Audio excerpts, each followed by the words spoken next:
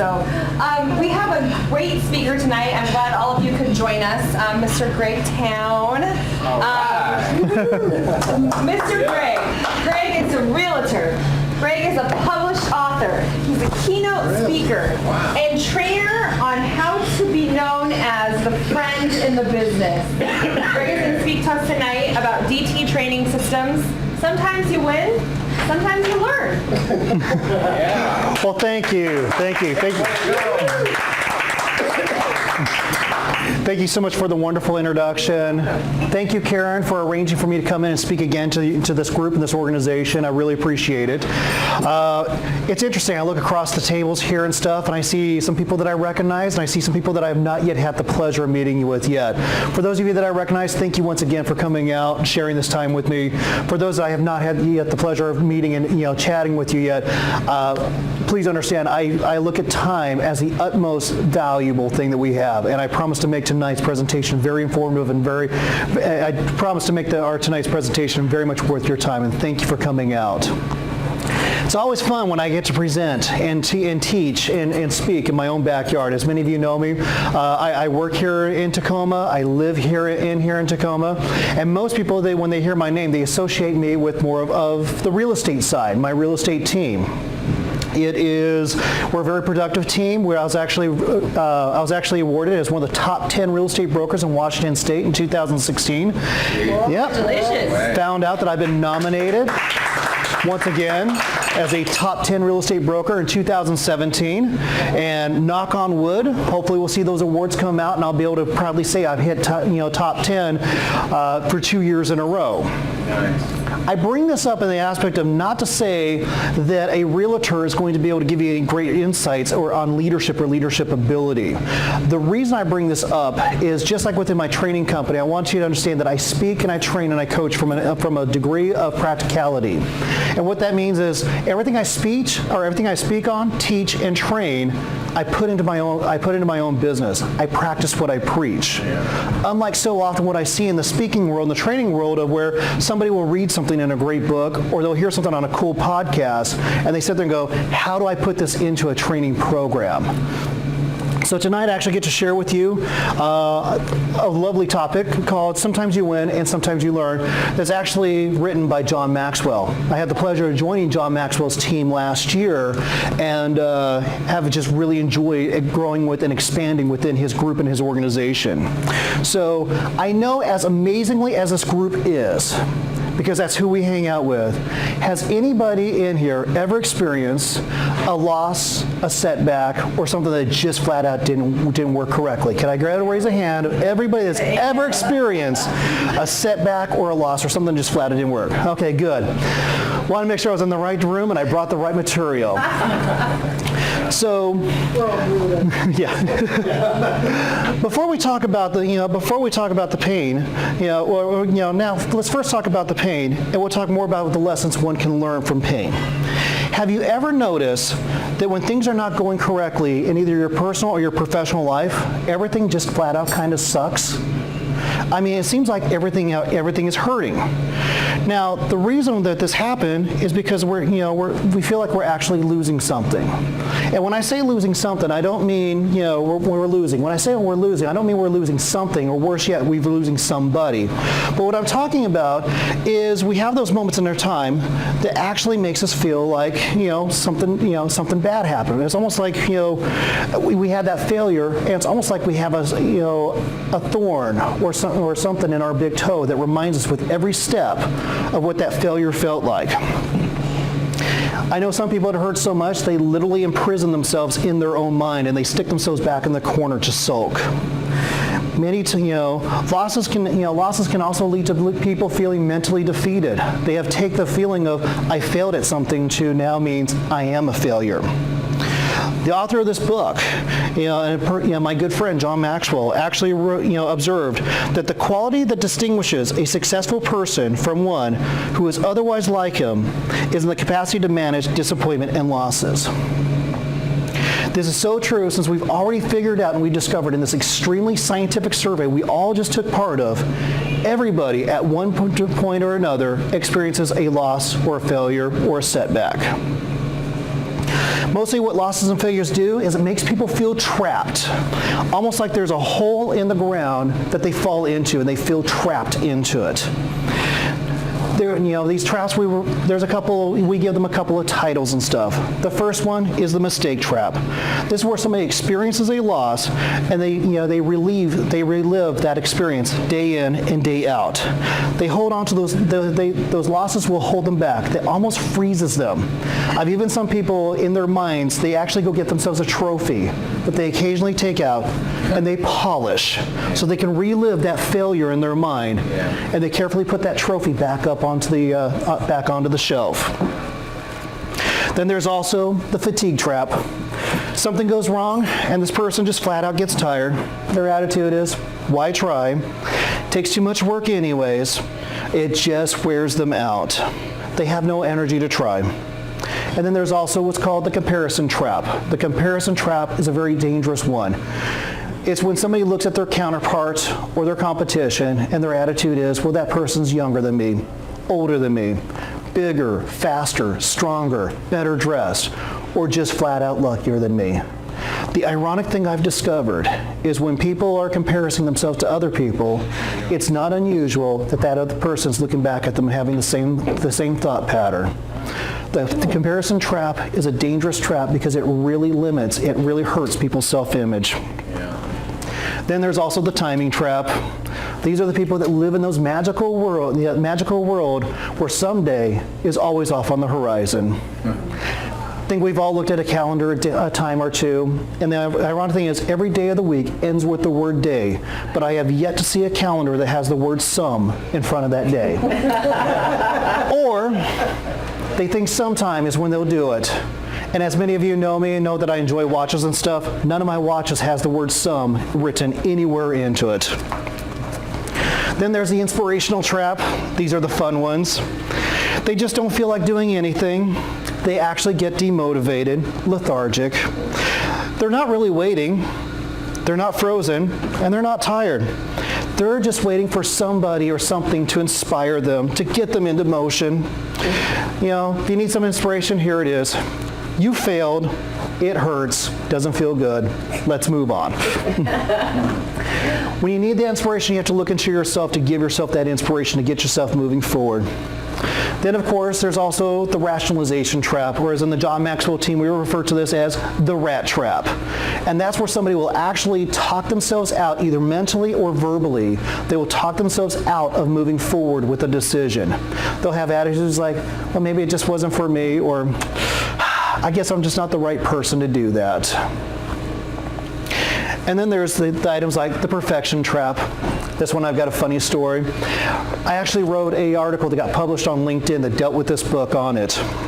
And I had somebody that responded back to the article from the East Coast, and he pretty much responded something to the aspect of, well, I see that you're promoting an educational webinar that you're doing and stuff, but I think I would give you more seriousness if you didn't have a typo.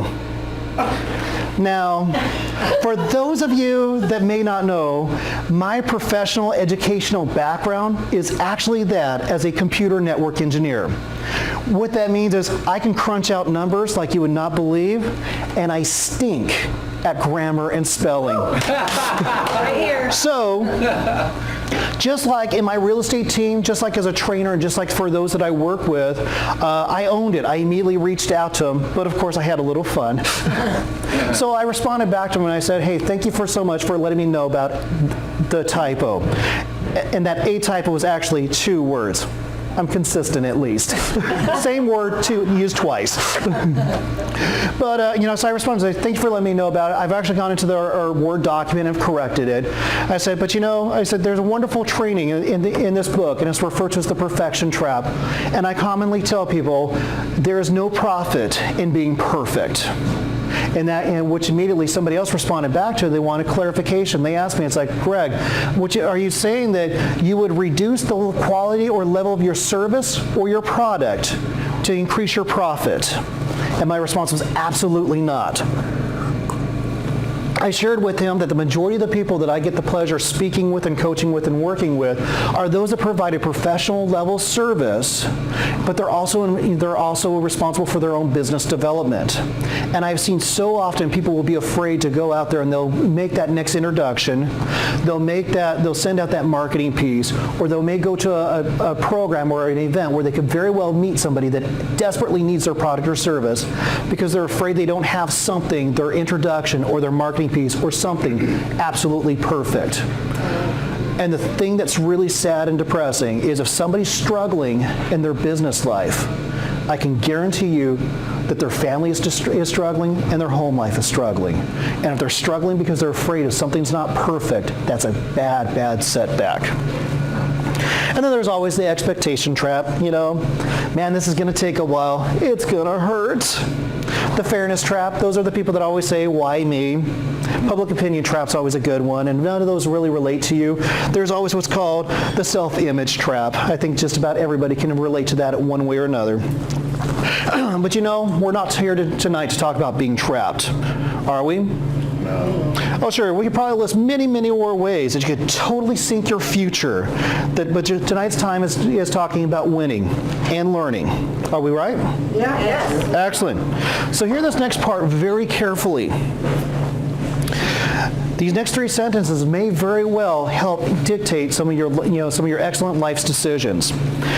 A yoga teacher once said, each time you judge yourself, you break your own heart. The most important person you can ever talk to is yourself, so be careful of what you say. The most important person you'll ever evaluate is yourself, so be careful of what you think. And the most important person you'll ever love, once again, is yourself. So be careful of what you do. Besides, a loss is only totally a loss because a loss is never a total loss if you learn nothing at all. Really, that's it.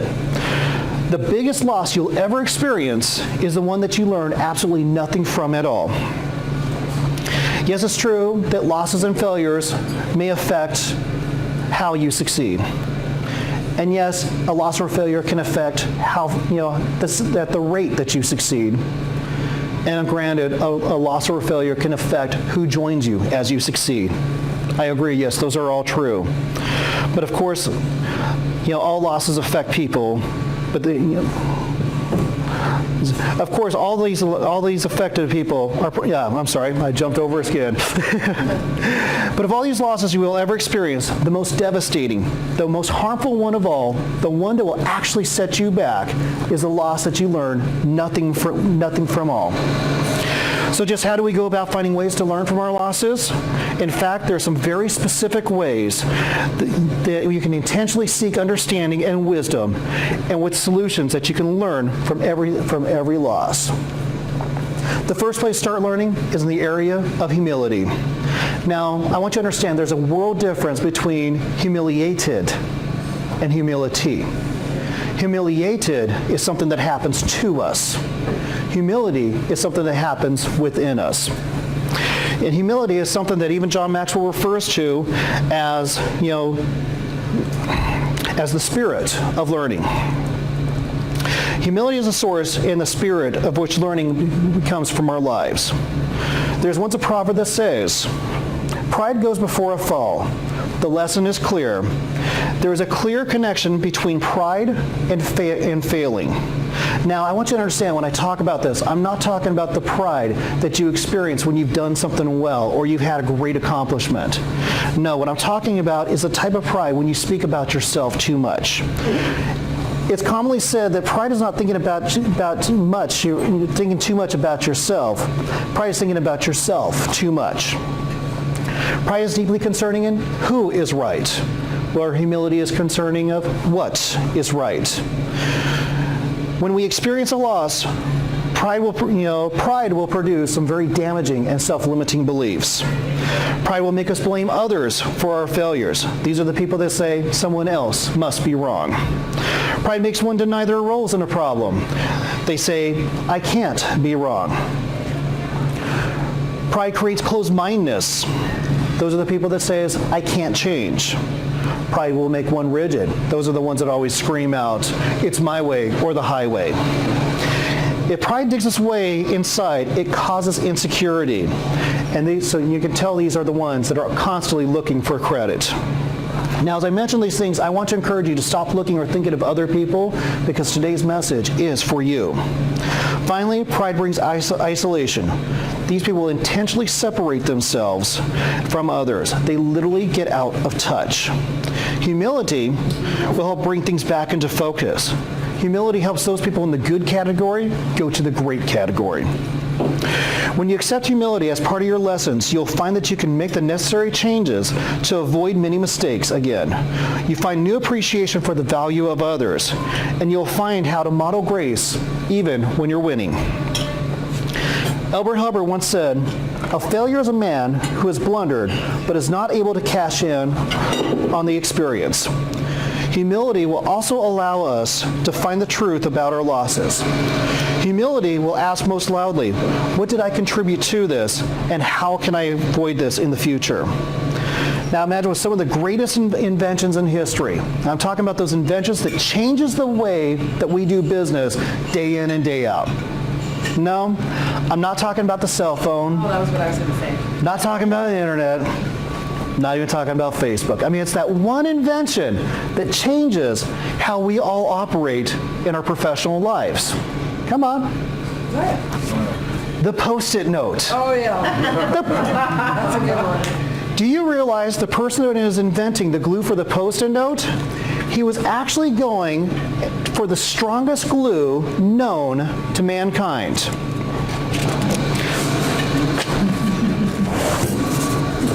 So the person that was his intention was to get the strongest glue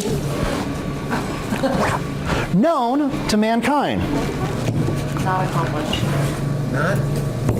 Everybody's home burger, John. Yeah, it's who I grabbed. I mean, seriously, can you imagine going to invent the strongest thing known to mankind and getting the exact opposite? I've never heard that story. Yeah. I can imagine his dinner time conversation. Well, honey, I've failed. But we're going to be millionaires. You know, there was another invention out there that meant to be a waterproof tablecloth. We all know now that as cellophane or saran wrap. If tree sap did not, if the tree sap did not shatter when it got cold, Charles Goodyear may have never stopped working at a hardware store, and that was 140 years ago. And due to the sloppy housekeeping of a man named Plunkett, your eggs no longer stick in the frying pan as you cook them in the morning. With the right attitude and the right perspective, with enough humility, even your failures can become the sources of your greatest success. Now, as we develop humility, we'll prepare us to seek the next lesson, and that is improvement. Improvement is the focus of learning. Improvement is the why we're going to be learning through our losses and our failures. Did you know that when most people fail, they respond with the word up? Yep, up. They either blow up, cover up, back up, or give up.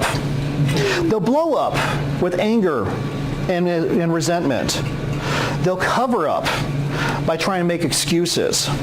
They'll back up by distancing themselves from the situation, or they'll just flat out give up.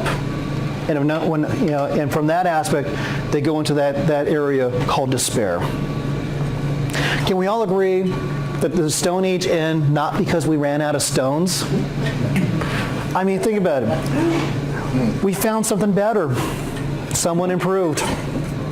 Improving yourself first is the first step to improving everything else. Now, please understand, I don't mean this, this new world self-improvement, happy, joy, let's all hug each other out. What I'm talking about is improving yourself so that you can improve the world. Losses are merely just a confirmation that improvement is needed. And this is what it looks like. If you want a better spouse, be a better spouse. If you want a better job, be a better worker. If you want a better country, be a better citizen. I really wish more people would hear that last part and take it to heart. Yeah. But this is where it gets scary. Improvement requires us to move out of our comfort zone. Security, or that illusion of security, will never help move you forward. Improving people are not satisfied with quick fixes. And we've all heard about the quick fix destination disease. Those are the ones that do just enough to get by, but never enough to solve the problem. And of course, as many reach that plateaus in life, they tend to want to camp out and hide out there. When you've reached a plateau in your professional or your personal life, that's a chance for you to retool, regroup, and recharge. You never want to take up residency there. Because for those that take residency there and they lay their foundation, it will soon be washed away by the next rainstorm of life. Can we all agree that we have enough mediocrity in our world around us? I mean, I actually know some people that have lowered their standards just so they could achieve mediocrity, and they refer to that as a success. Improvement is not a one-time event. Improvement takes place in small steps and very intentional steps. Improvement is a daily commitment. Improvement does not happen by accident, and it's only through intentional steps that improvement and success will arrive. To begin improving, you must first decide that you are worth improving. It is time right now to make the determination that the best version of you is ready to come into the marketplace. Pick a single area of your life. You don't try to have to improve everything at once. And I always tell people, learn as fast as you can from any success or failure or setback. Let me challenge you with this, that achieving mediocrity or average so scary and so horrible that you would never want to achieve that and think of that as a success. I want you to absolutely be the best you possibly can be. Who here remembers the Rocky movies? I'm going to see my age brackets here. All right. Oh, yeah. One of my favorite songs from the Rocky movies is The Eye of the Tiger. It's actually the alarm on my alarm that I wake up to every morning. Wow. Yes, I am that guy. You wake up quickly. How many people here remember Clubber Lang? What? Clubber Lang. Clover Lane. Clubber Lang. You may know him by his Hollywood name, Mr. T. Oh, wow. You know, I Pity the Fool guy. He was Rocky's opponent in Rocky number 3. Yeah. And I remember this one scene where the reporter asked Mr. T what his prediction was with his fight against Rocky. And I remember Mr. T looked very intently into the camera, really hunched in, and said in that deep tone voice that only Mr. T can respond with, and he responded with one word. And that one word was Pain. You're right, pain. And you know, it got me thinking. There have been many times in my own personal life, as I'm pretty sure you can look back into your own personal life, that we've had those moments and those setbacks that if a reporter came up and they stuck a camera in your face and they asked you to predict, what was your prediction of what this outcome was going to be like, we would all respond back with that one word, pain. We have all experienced at some degree of adversity. And some people have experienced deep wounding adversity or even crippling adversity. The adversity of, they look back and they say, why the hell did that have to happen to me? Yeah. We all experience adversity in one degree or another, but we do not all respond to it in the same way. Consider nature's way of how it responds to adversity. And we'll look at the adversity of heat. I take a pot of water and I boil it up, and I throw some carrots into it. How does the carrots respond to that adversity? They soften, they wilt, they turn into mush.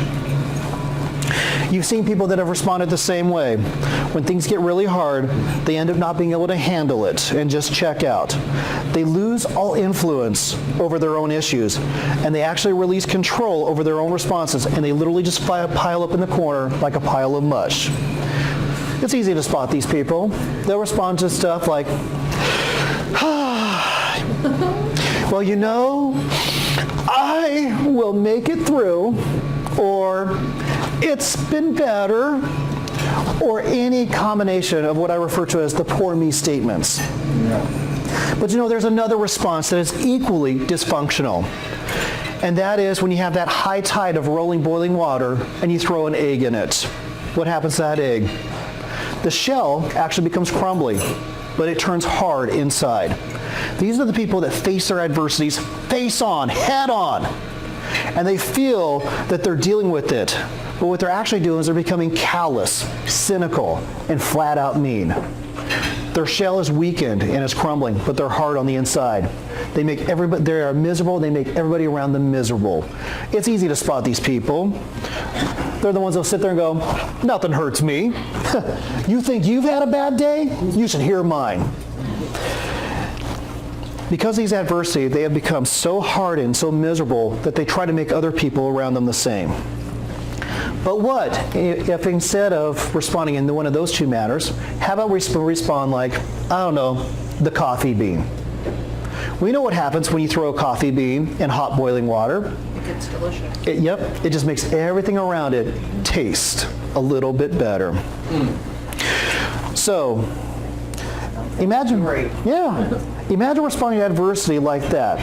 As everything gets heated, as concerns or events totally outside of your own control press in and attempt to harm you, you just make the decision to make everything around you just a little bit better.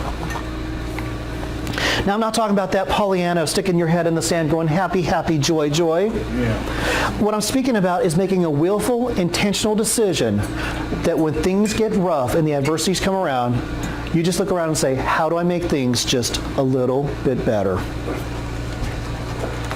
James Allen, the famous author who wrote, As a Man Thinketh, once said, circumstances does not make the man, it reveals him to him. Allen is affirming that adversity does not have to form your character. Think for a moment how adversity has affected you. Are you the carrots?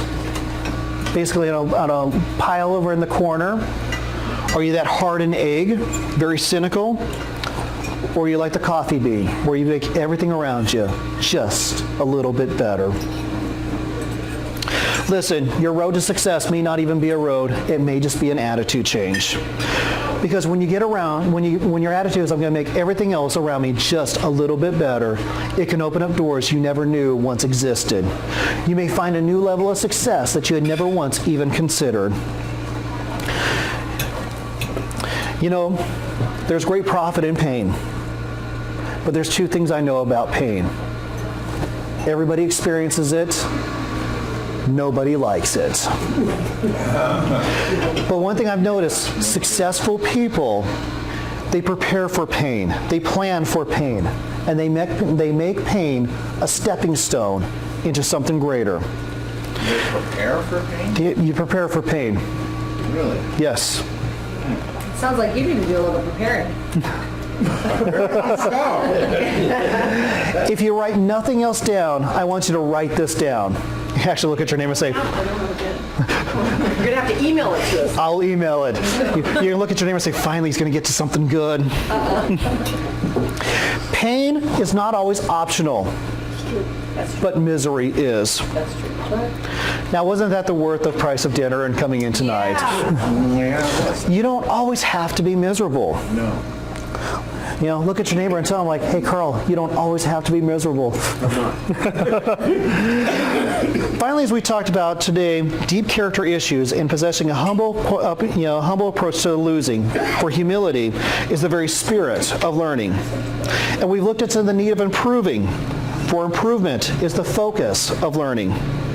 And we've looked at how to respond to adversity, because many times the catalyst to learning is adversity. These are all means of winning in our lives, because sometimes we do win, right? Yeah. Yeah. But always, always, always be learning. So know this might be the important thing. Winning isn't everything, but learning is. Bill Gates once quipped, success is a lousy teacher. It makes smart people think they cannot lose. So while we're making our losses and our failures a source of learning, let us never forget that we must learn in our successes as well. There are times when winning can actually become a distraction to success. Look, I've actually seen people snatch defeat out of the jaws of victory just so they could fail.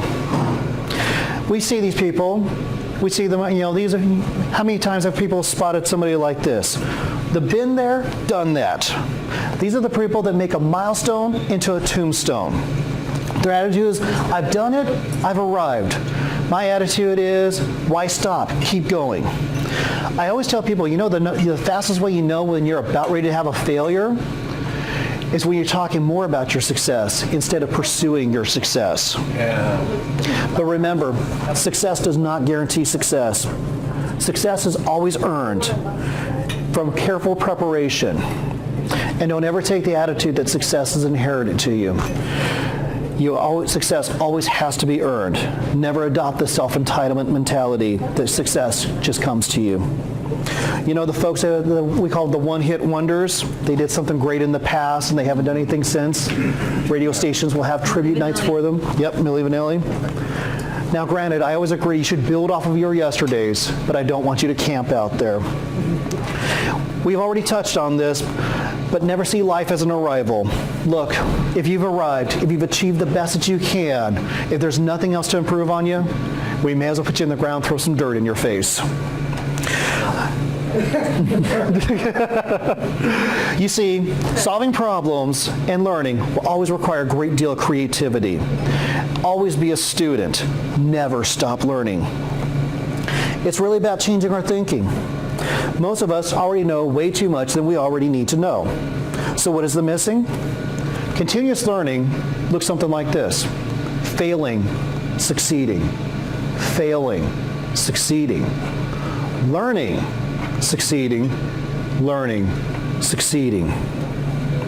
Success happens only when we come out of our comfort zone and work in our strengths as well. Many believe that we must work in our weaknesses, so we should be, improving our weaknesses. For some people, their weaknesses can be devastating, but for most of us, we should be working on our strengths instead of trying to improve our weaknesses. And that, my friends, refer to as the success edge. I'm a big fan of that one. Yep. You may have never heard this before, but every plan for success should start with, first, I fail, then I learn, then I succeed.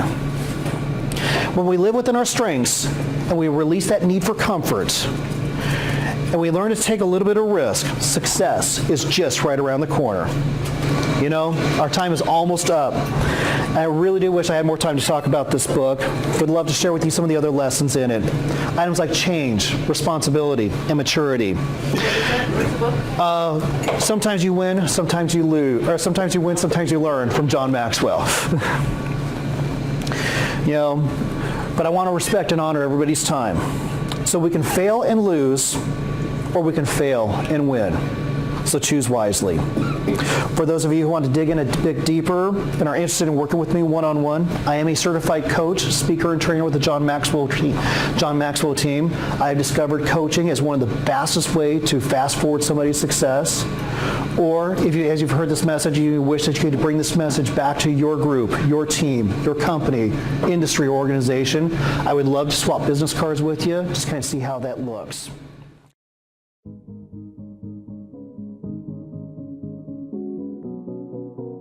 CEOs see it clearly in the profit and loss statement. Managers feel it, and your customers notice it. The difference between a motivated and inspired sales staff and those that are stuck in a rut. The question is, how do you get your team to the next level? Is there something you can do to break through the resistance and help them get the right mindset to grow your business?